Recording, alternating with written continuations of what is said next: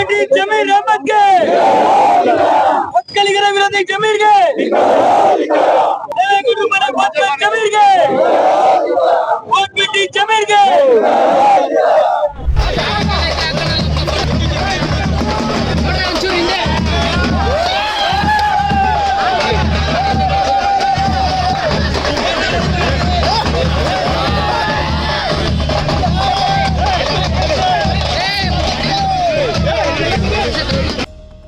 नेलमंगला में वज़ीर ज़मीर अहमद ख़ान के मुतनाज़ा बयान के ख़िलाफ़ एहतजाज किया गया, जिससे ओक्कलिगरा युवा वेदिके, ओक्कलिगरा फलाह बहबूद एसोसिएशन और दीगर ओक्कलिगा तंजीमों के अलावा बीजेपी और जेडीएस के कारकुनों ने मुनज़्ज़म किया था।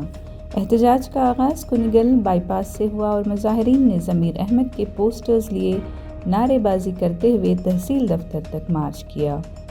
एहतजाज के इख्तिताम पर ज़मीर अहमद ख़ान का पुतला नज़र आतिश किया गया। मुज़ाहिरीन का मुतालबा है कि ज़मीर अहमद ख़ान साबिक़ वज़ीर आला HD कुमारस्वामी से माफ़ी मांगें और ज़मीर अहमद ख़ान को काबिना से निकाल दिया जाए। उनका कहना था कि अगर उनके मुतालबात तस्लीम न किए गए तो रियासत भर में एहतजाजी मुज़ाहरे शिद्दत इख्तियार कर जाएंगे।